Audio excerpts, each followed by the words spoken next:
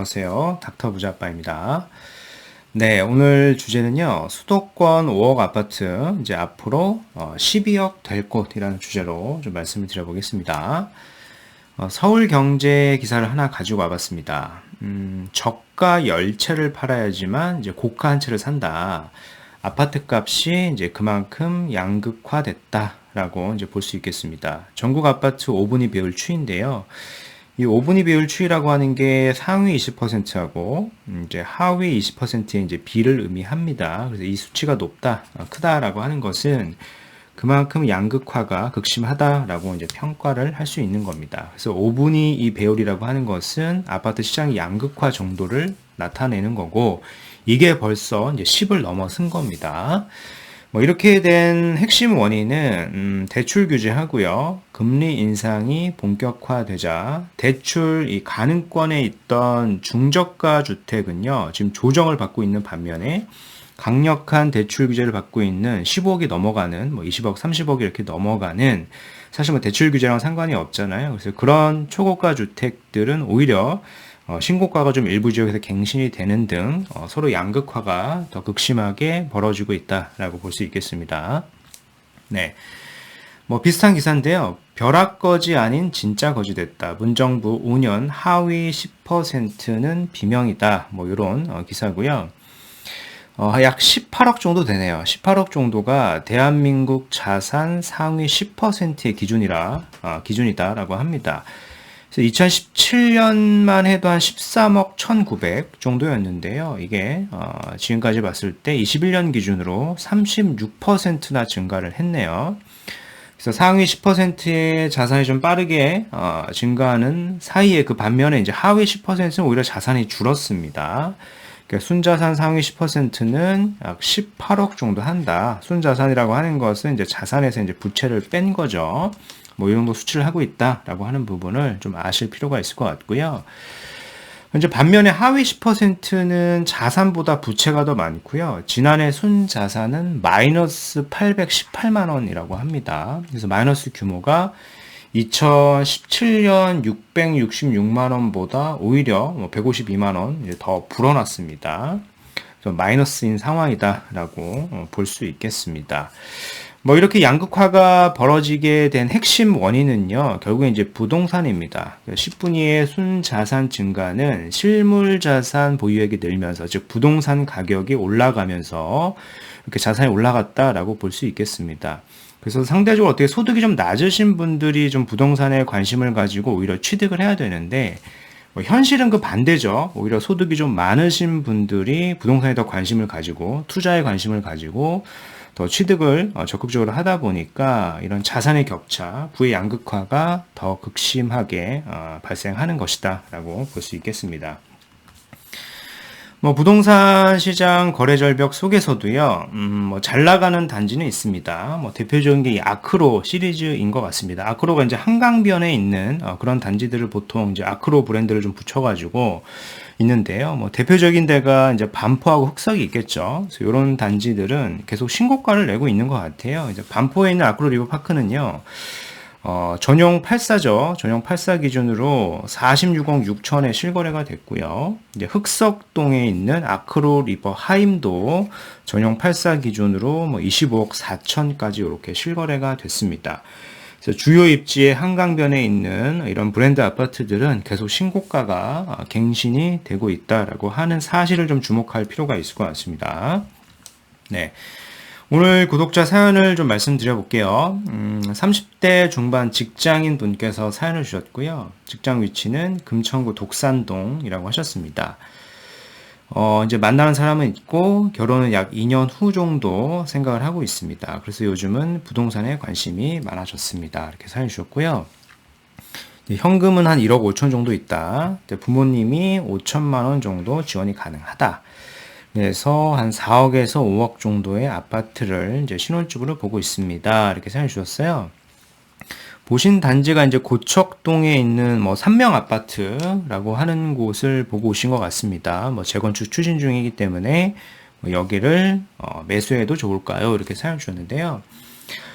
일단은 직장이 독산동이시고요.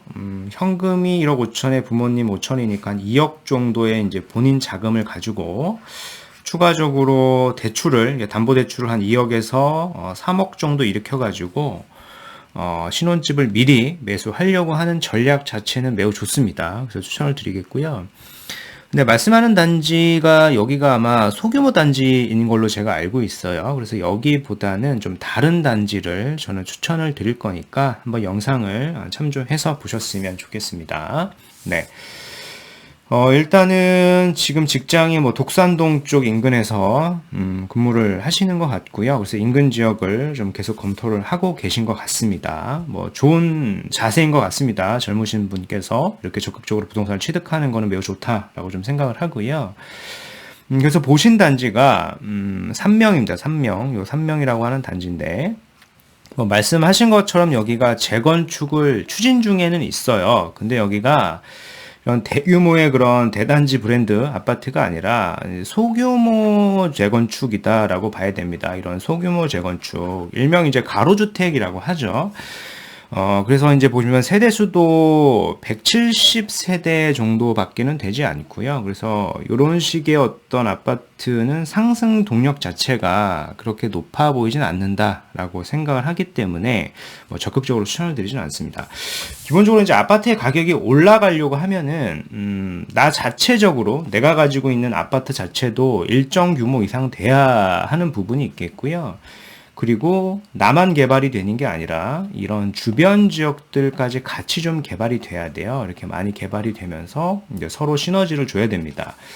근데 이제 말씀하신 단지 같은 경우에는 규모 자체도 작고요. 그래서 주변에서 이렇게 많이 개발되는 지역들이 많이 없다 보니까 상승하기가 조금 힘들어 보인다라고 생각이 돼요.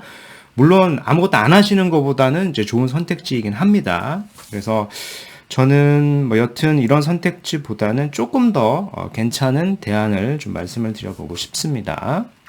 네.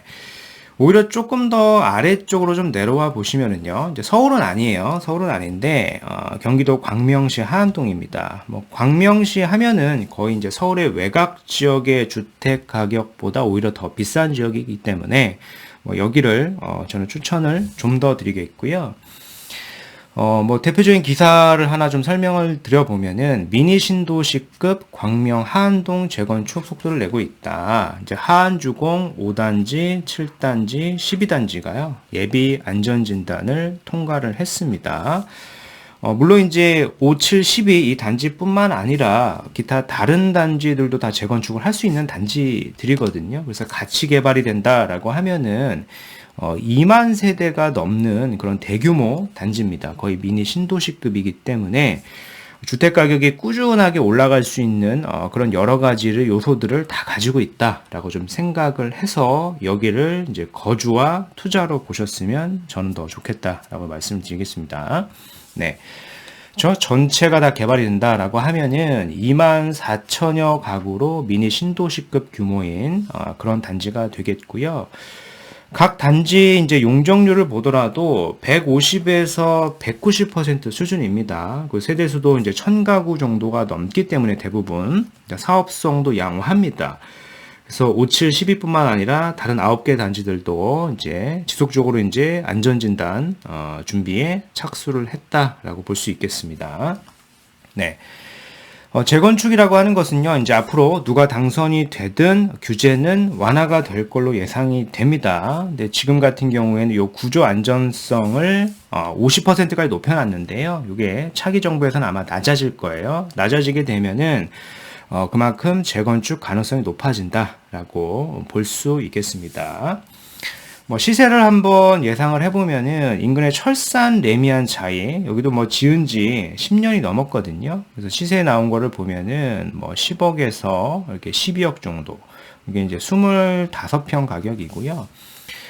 왼쪽에 가보시면은 광명 16구역 이 단지도 10억에서 한 11억 정도 합니다. 25평 기준으로 봤을 때. 그리고 바로 위쪽에도 보면은 여기가 이제 광명 뉴타운인데 11, 12구역이 될 지역이에요. 근데 여기는 만약에 입주를 한다라고 하면은 뭐 최소 12억에서 13억 이상도 갈 수 있는 지역이기 때문에 충분히 말씀드린 단지의 하한 주공에도 비슷하게 시세가 형성이 될 수 있다라고 충분히 더 미래 시점이기 때문에 이렇게 평가를 할 수가 있는 겁니다. 참고하셨으면 좋겠고요. 네. 오늘 말씀드린 내용을 좀 요약을 해 보겠습니다. 전국 5분위 배율이 10을 기록을 했습니다. 그러니까 상위 20%, 하위 20%가 10배 차이가 난다. 순자산 상위 10%는 거의 한 18억 정도 되고요. 자산이 36%나 증가를 했습니다. 반면에 하위 10%는 마이너스 818만 원 정도. 그러니까 순자산 감소로 인해 가지고 양극화는 오히려 더 확대가 됐습니다. 양극화의 핵심은 결국엔 이제 부동산 자산이다라고 볼 수 있겠습니다. 30대 중반의 직장인께서 이제 사연을 주셨는데요. 이제 자본금 2억으로 최대 5억 이내 이런 아파트 매수 문의를 주셨는데요. 고척동 3명 아파트가 나쁘진 않지만은 이제 소규모 재건축이기 때문에 그리고 주변 개발이 그렇게 많지가 않아가지고 이제 상승의 동력이 조금 약해 보인다. 그래서 저는 바로 아래쪽에 있는 광명 하안주공 아파트를 우선해서 보셨으면 좋겠다라고 의견을 드리겠고요. 1단지에서 12단지 모두 이제 재건축을 추진 중에 있다라고 볼 수 있겠습니다. 그래서 다 개발이 되면은 2만 세대가 넘는 미니 신도시급이 될 거예요. 그래서 거주하고 투자로서 너무 좋다라고 좀 말씀을 드려보겠습니다. 네. 그래서 오늘 준비한 영상은 여기까지이고요. 제 영상이 좀 도움이 되셨으면 구독하기, 좋아요, 알림 설정까지 부탁드리겠습니다. 이상 닥터부자아빠였습니다. 감사합니다.